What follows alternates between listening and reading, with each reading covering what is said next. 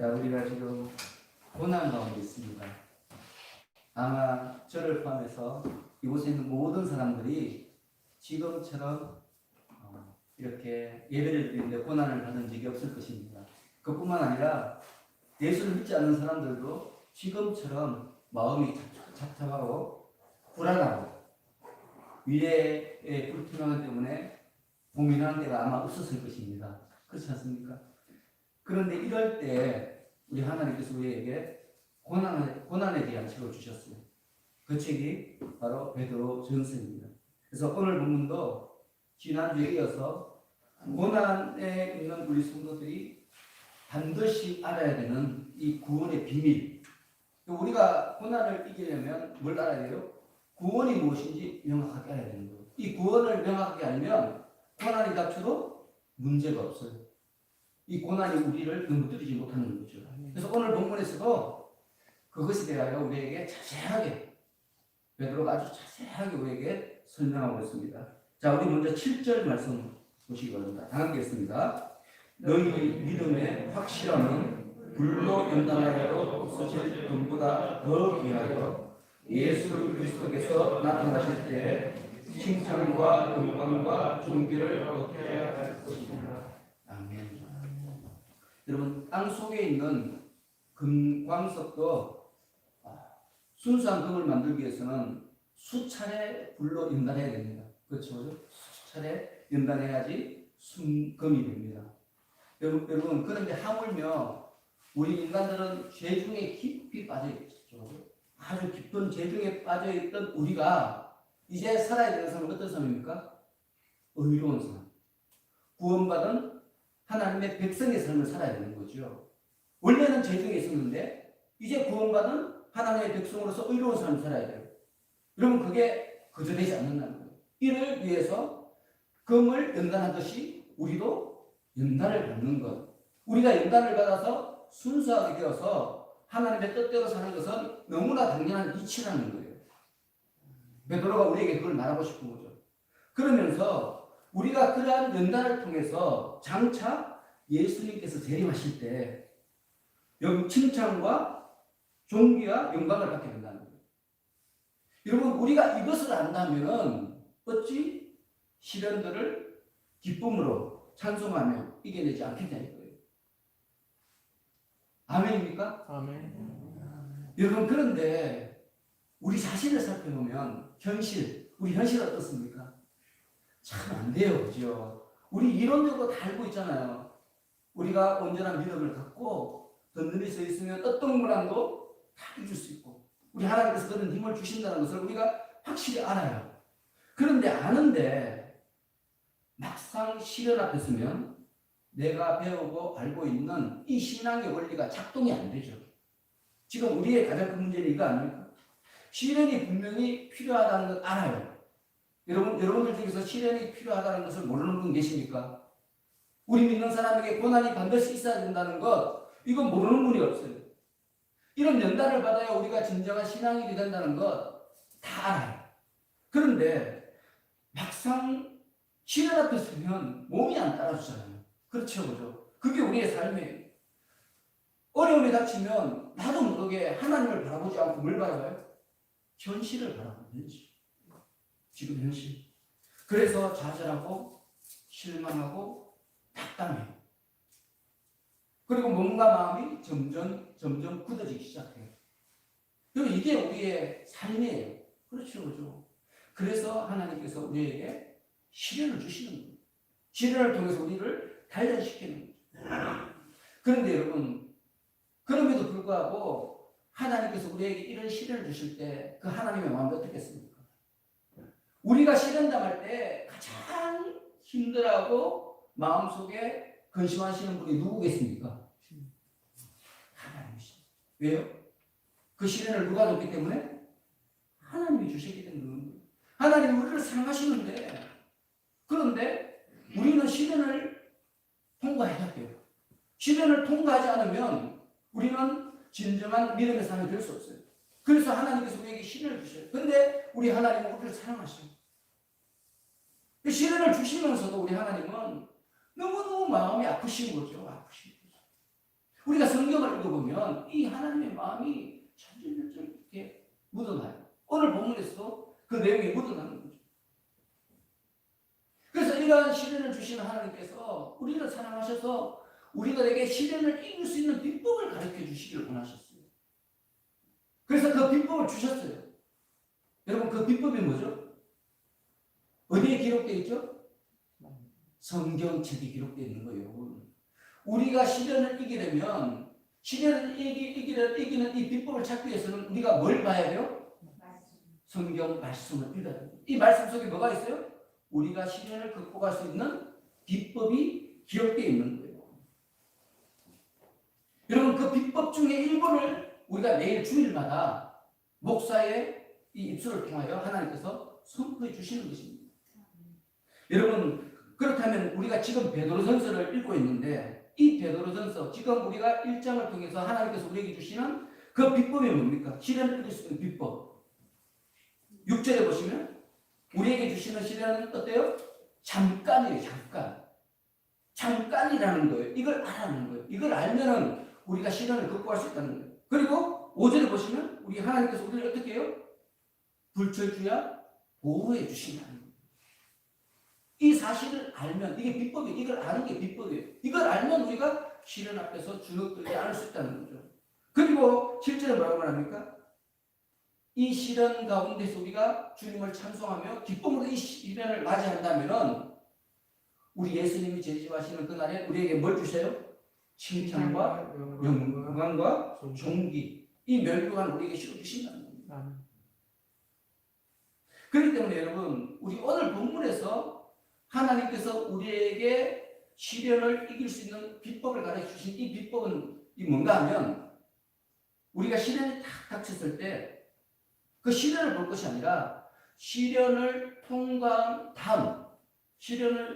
다음의 상황에 대한 어떤 믿음을 갖는 거예요. 여러분 지금 현재의 상황이 아니라 영원히 변하지 않는 하나님의 약속, 우리를 구원해 주신다는 거예요. 결코 우리를 넘어지도록 악인의 손에 넘어지도록 버려두지 않는 하나님.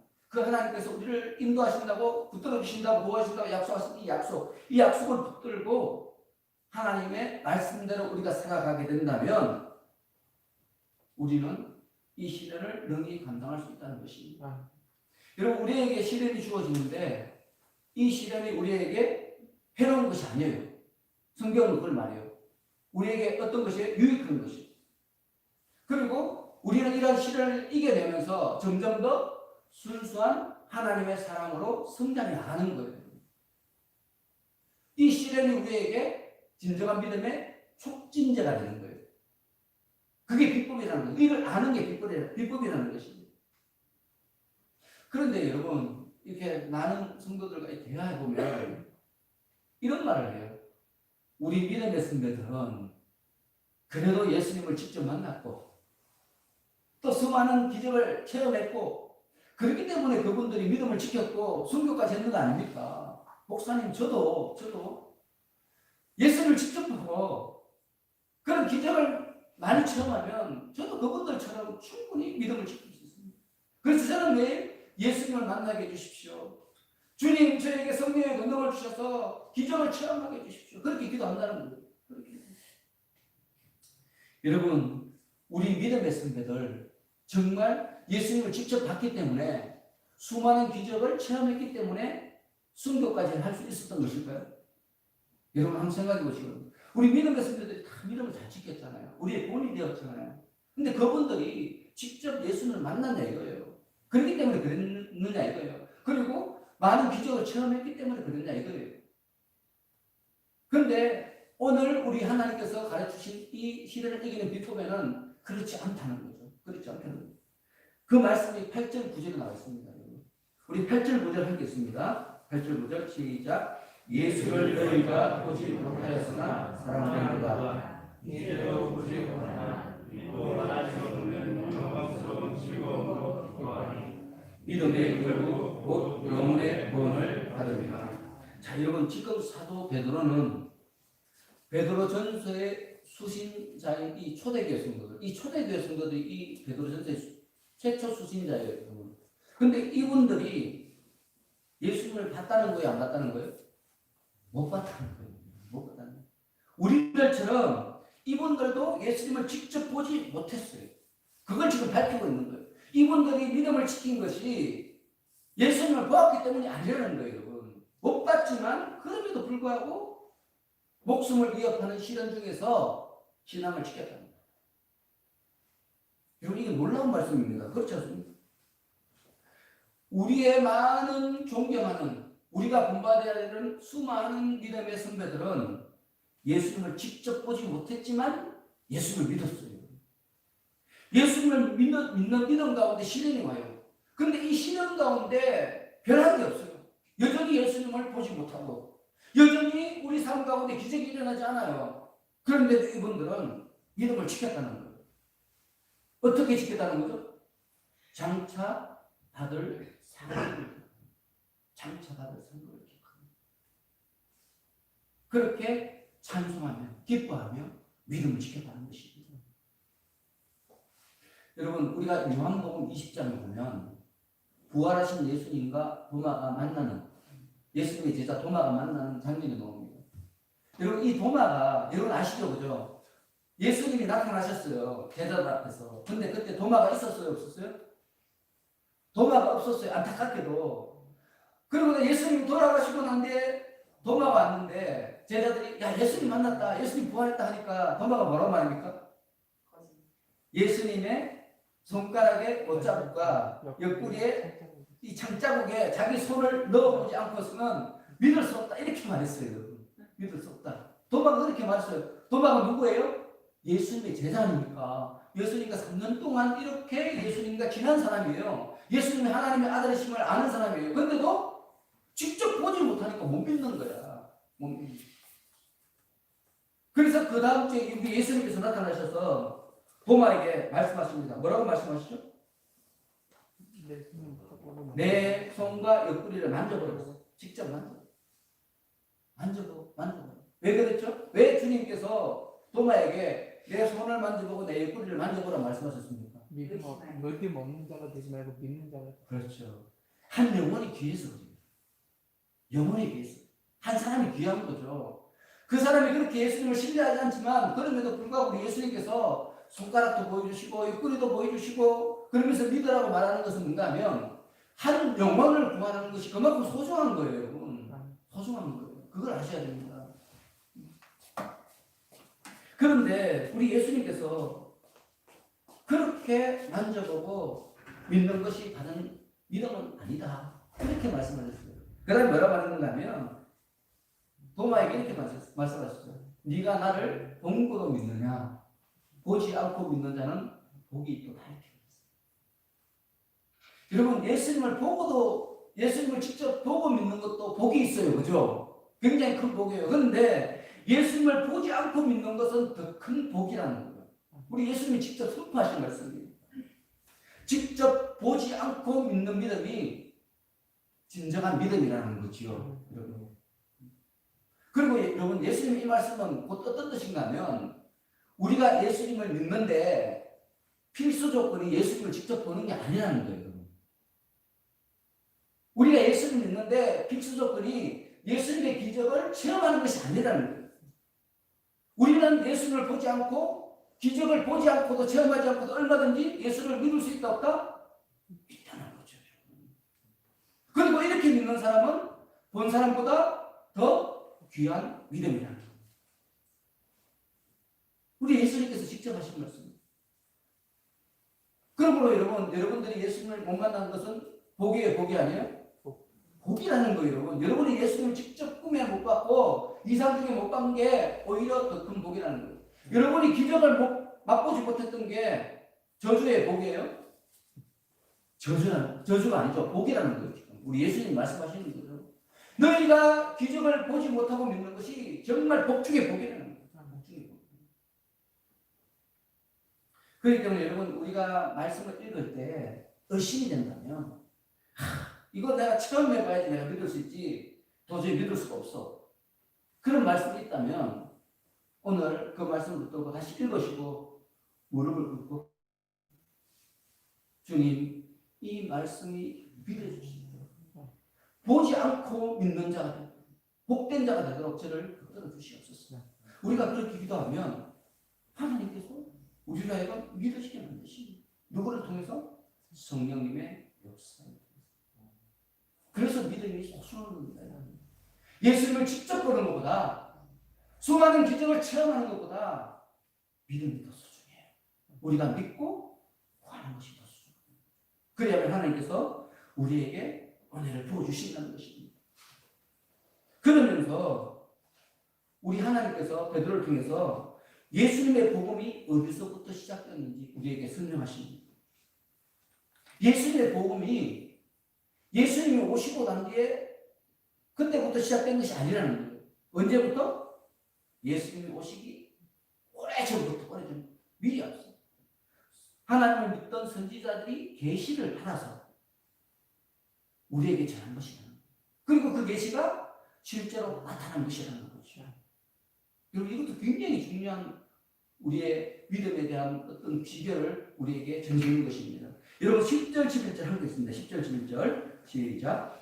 이 구원에 대하여는 너희에게 많은 죄를 일어나서 실제를 연구하고 부지런히 살펴서 너희에게 계신 그리스도의 영이 그 받으실 고난과 후에 받으실 영광을 미리 증언하여 누구를 또는 어떤 죄를 삼고합니다. 아멘.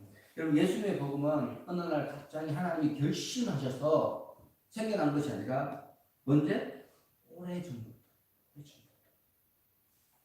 우리 하나님께서 작정하시고 예수님의 영이 장차 오실 그리스도에 대하여 선지자들에게 미리 계시한 것입니다. 근데 이 계시한 것을 우리 선지자들이 연구했어요. 살폈어요.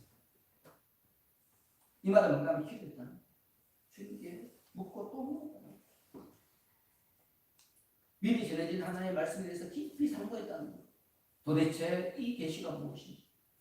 그리고 그것을 깨닫고 우리에게 알렸다는 거죠. 우리의 구원이 그런 거라는 거예요. 우리 선지자들이 깨닫고 알린 것을 기록한 책이 뭐죠? 구약 성경이에요. 구약 성경.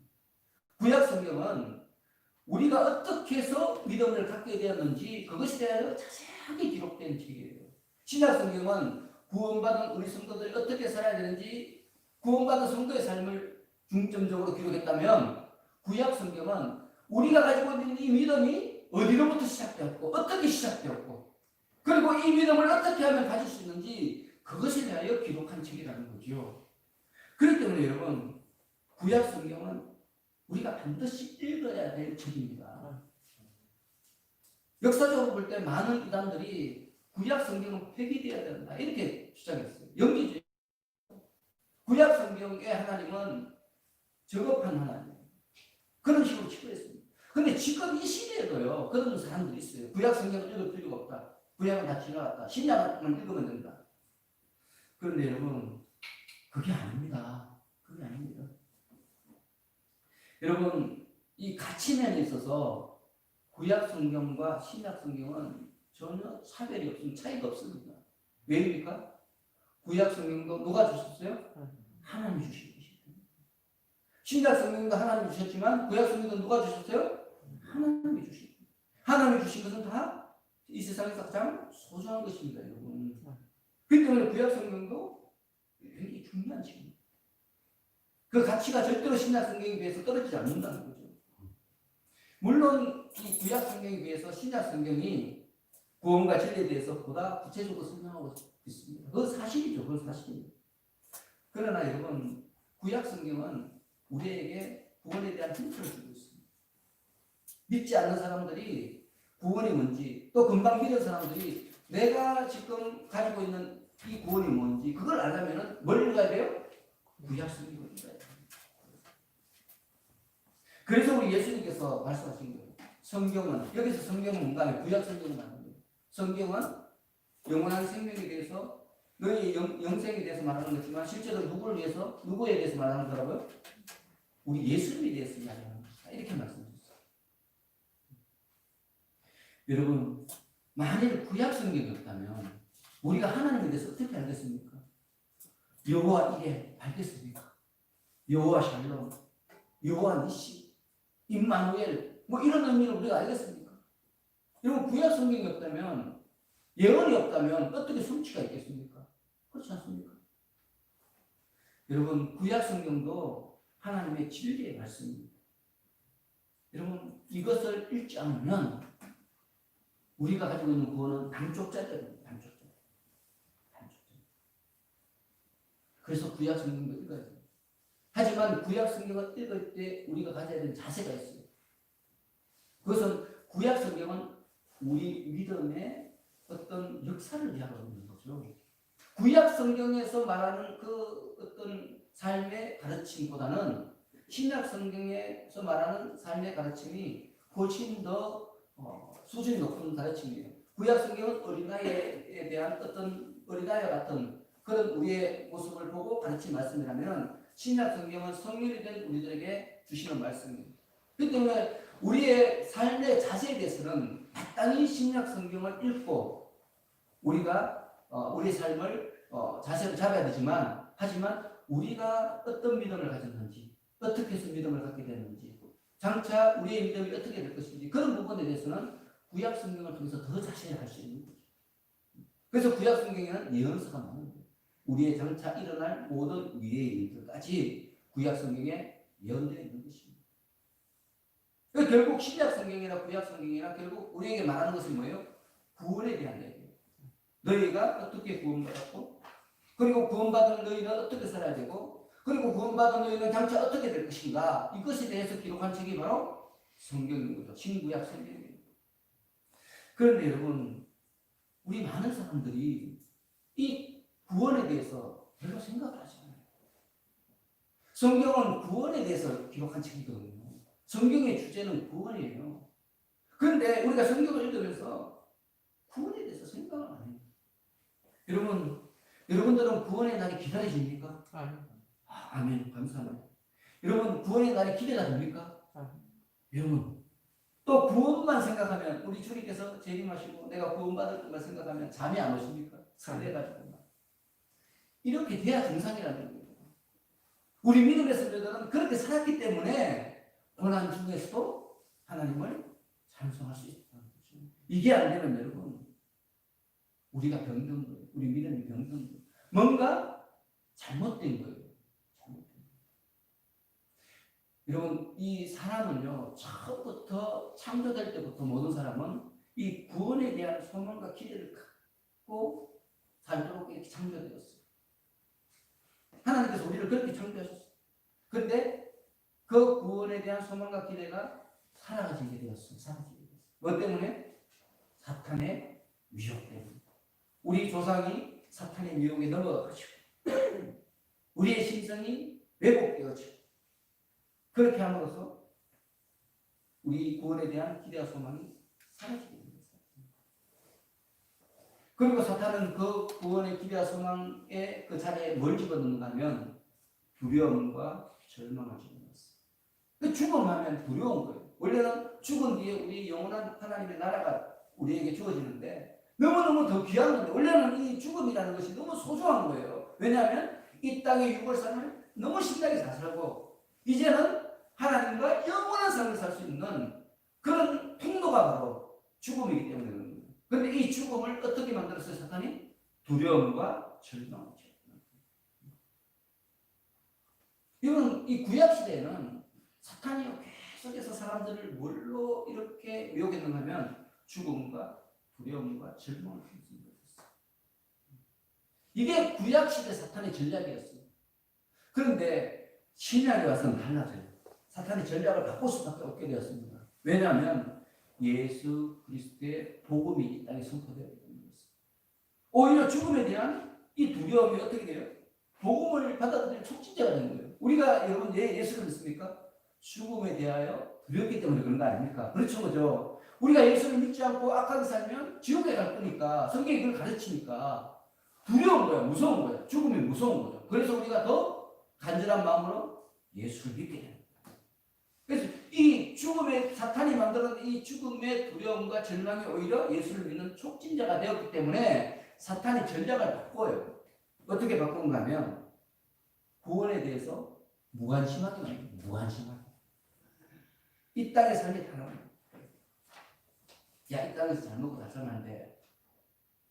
그런 식으로 철학, 또 여러 가지 종교들을 막 만들어냅니다. 이 사탄의 전략이 그렇게 바뀌는 거죠. 바뀌는 거죠. 그래서 우리가 전도를 해보면 많은 사람들이 뭐라고 말하는가 하면 그런 것에 관심이 없습니다. 이렇게. 그럼 그렇지 않습니까? 여러분 전도해보신 분들 보면 아, 나 예수 안 믿어요. 이렇게 말 안 해요. 관심 없습니다. 관심 없습니다. 사탄의 전략입니다. 여러분 이 관심이 없다는 말은 뭔가 하면 구원으로부터 더 멀어졌다. 점점. 여러분 생각해 보시기 바랍니다. 죽음에 대해서 두려워하는 사람에게는 복음을 전하기가 쉬워요. 의외로 쉬워요. 그런데 아예 무관심해요. 무관심해요. 이 사람들은 말해도 안 들어요. 안 들어요. 그렇기 때문에 여러분 반발하는 사람보다 무관심한 사람에게 복음을 전하는 것이 훨씬 어렵습니다. 제가 친구들 이렇게 많은데요. 물어보면 좀 이따 믿을게. 좀 이따 믿을게. 나이가 좀 더 들고 이 술 먹을 힘이 없으시면 믿을게. 이렇게 이야기해요. 관심이 없어요. 관심 없어요. 지금 그들의 관심은 오직 뭐예요? 잘 먹고 잘 사는 거. 어디 놀러 갈까? 어떤 술이 맛있지? 어떤 곳에 가면 신날까?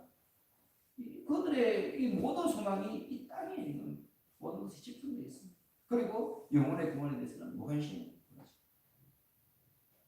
그런데 우리가 성경을 보면 특히 신약 성경에서는 이 구원에 대한 무관심이야말로 영적 타락의 적시다 이렇게 말했습니다.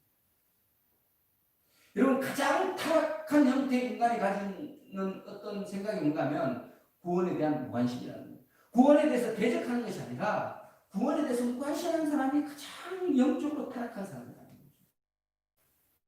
사도 바울처럼 막 예수님을 핍박하고 교회를 핍박하면 오히려 소망이 있어요. 소망이 있어요. 그래서 우리가 요한계시록을 보면 차든 뜨겁든지 차든 잘하셨어요. 미치거나면 하나님이 포효된다. 예수를 잘 믿든지 아니면 오히려 예수 믿는 사람을 핍박하든지 둘 중에 하나가 낫다는 거예요. 예수에 대해서 무관심한 것보다는 훨씬 낫다는 거죠.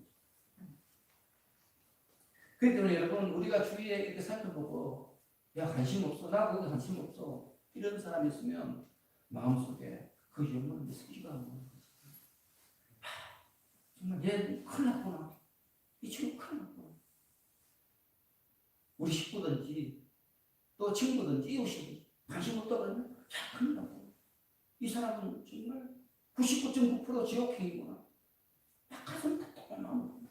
그리고 이 영혼을 위해서 가장 절박한 구원에 이 필요한 사람이 바로 무관심한 사람입니다.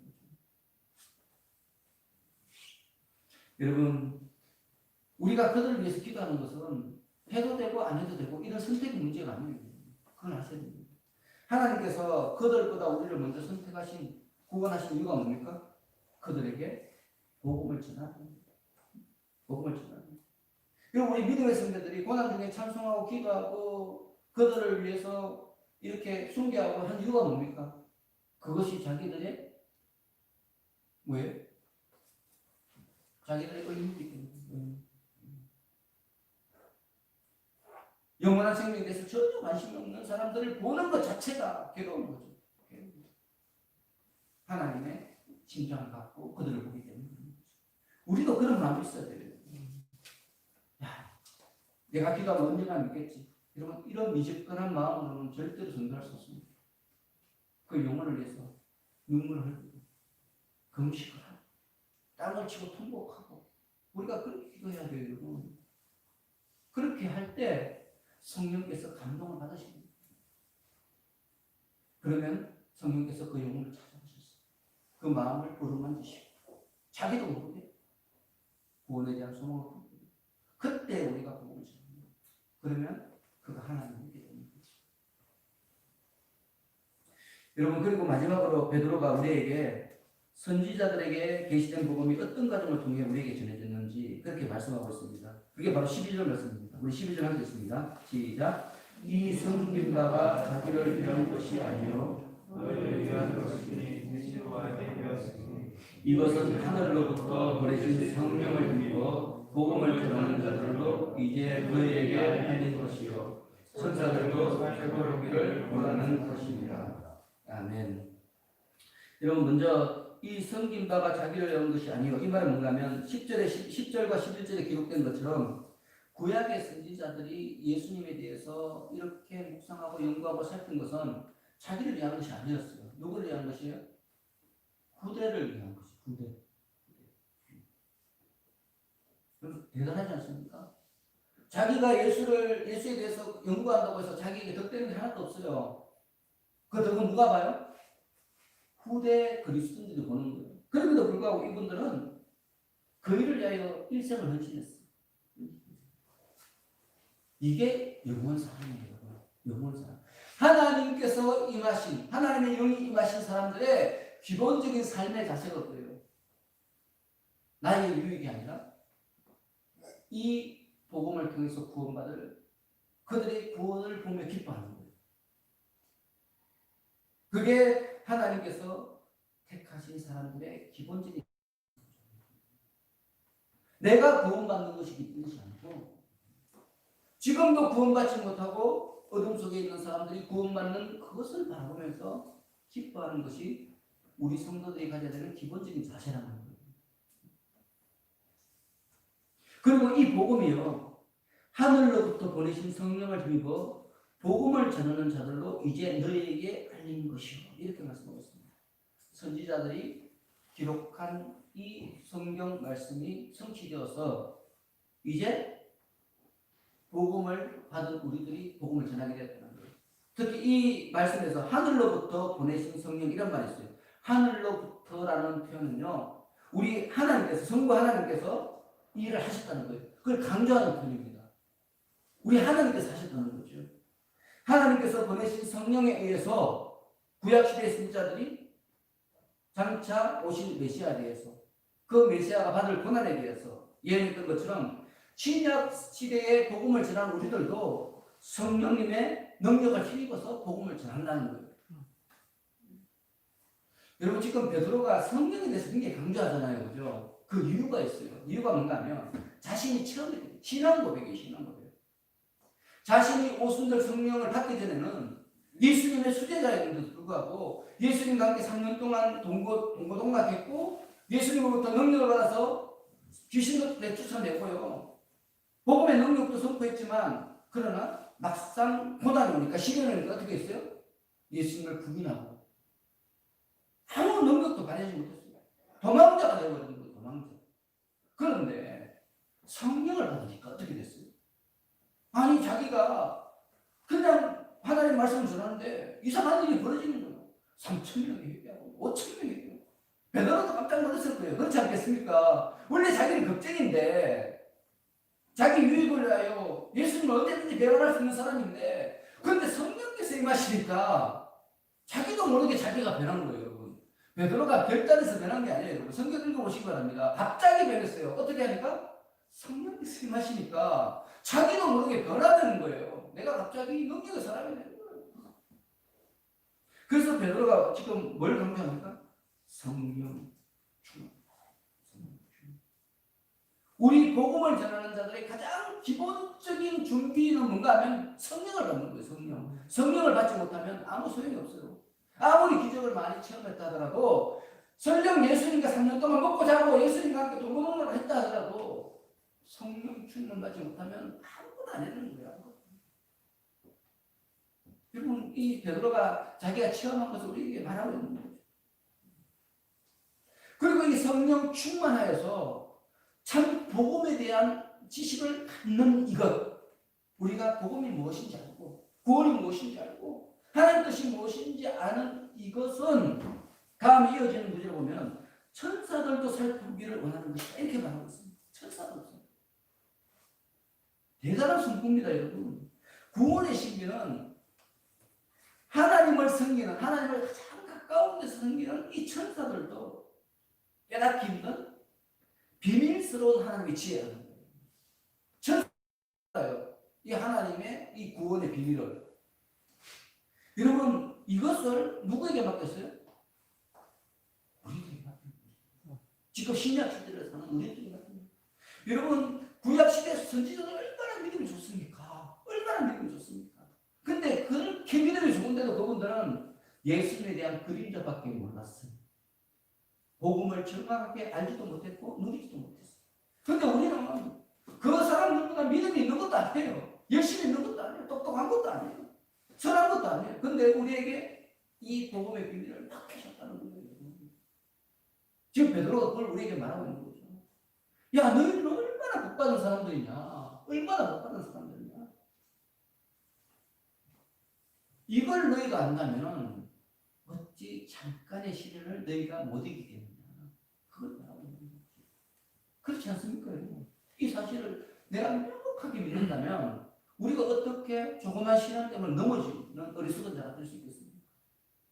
그런데 여러분, 이런 모든 비밀이 어디에 기록되어 있죠? 어디에? 성경에 있습니다. 오직 성경에만 기록되어 있어요. 성경에만.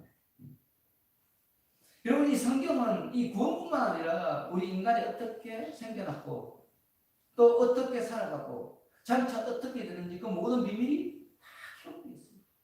남편은 어떻게 되어야 되고 아내는 어떻게 되어야 되고 부모는 어떻게 되어야 되고 이웃은 어떻게 되어야 되고 돈에 대해서 어떻게 생각해야 되고 건강에 대해서 어떻게 생각해야 되고 여러분 그 모든 내용이 어디에 기록되어 있어요? 성경에 기록되어 있어요. 그걸 가장 아름답고 귀하게 우리가 간직하고 누릴 수 있는 방법이 어디에 기록되어 있어요? 성경에 기록되어 있어요. 그래서 우리가 성경을 보게 돼요. 오늘 주제는요, 고난에 대한 이야기지만 이 사도 베드로의 말 가운데는 너희가 성경을 귀하게 여기라는 그 베드로의 마음이 이곳에 묻어져 있어요. 그래서 제가 제목을 성경을 읽으면 구원을 보인다 이렇게 정합니다. 제가 그걸 깨달은 거죠. 이 베드로 전서 오늘 본문을 읽으면서 제가 그걸 깨달은 거죠. 여러분, 그렇기 때문에 우리는 성경을 소홀해서는 안 됩니다. 시간을 내야 돼요. 지금 여러분 시간을 내어서 성경을 읽고 있습니다. 딱 정해놓은 시간을 딱 정해놓고 내가 무슨 일이 있어도 이 시간에 성경을 읽겠다. 그런 시간이 있으십니까? 여러분, 없다면 아직까지 미안하지만 진짜 하나님 사랑 아닙니다. 미안하십니다. 그리고 여러분이 읽은 이 성경을 가지고 자세하게 연구하고 묵상하고 그래서 이 말씀이 무슨 뜻인지 내가 아는 그런 시간을 가지고 있습니까? 그 시간이 뭐죠? 기도 시간입니다. 내가 진짜 믿음의 사람이면 성경을 읽고 또 그 성경을 깨닫기 위해서 하나님과 대화하는 기도의 시간을 반드시 가지고 있어야 돼요. 반드시 가지고 있습니다. 그것도 정해놓은 시간을 가지고 있습니다. 그런 사람에게 하나님께서 능력을 허락하시는 거예요. 여러분 삶 속에서 능력이 없고 아무리 예수를 믿어도 행복하지 않고 신나지 않고 그렇지만 그럼에도 불구하고 예수를 안 믿으면 지옥 갈 것 같고 그래서 어쩔 수 없이 교회 나오는 것이 아니라 하나님께서 주신 이 복을 누리는 사람이시면 여러분 긴 시간도 요구하지 않습니다. 하루에 5분만 성경 읽으시고요. 5분만 기도하십시오. 하루 10분만 투자하십시오. 이것을 한 달만 하시고요. 그러면은 늘어나요. 하나님께서 은혜를 주셔서 10분으로 늘어나요. 그렇게 해서 여러분 이 성경을 통해서 이 주시는 말씀을 통해서 여러분 시련을 이기는 자들 됐으면 좋겠습니다. 여러분 우리의 구원이 어디서 왔습니까? 또 어떻게 이루어집니까? 성경에 기록되어 있습니다. 오늘부터 성경의 소중함을 다시 한번 기억하고 성경을 읽는 것을 계획하고 또 지키는 여러분들 되시기를 예수님으로 축원합니다. 기도하겠습니다. 하나님 아버지, 믿음이 세상에 그 무엇보다도 귀한데 이 귀한 것이 어찌 그저 얻어지겠습니까? 하나님, 고난과 연단이 우리 앞에 다가올 때 오늘 이 말씀을 기억하게 하여 주옵소서. 믿음의 선배들이 핏값으로 남겨준 이 교훈의 말씀을 지혜로 삼고 믿음을 지키고 달려갈 길을 달려갈 수 있도록 저희들을 붙들어 주시옵소서. 그래야 저희들도 후손들에게 좋은 믿음의 선배들로 인도하여 주옵소서. 예수님의 이름으로 기도합니다.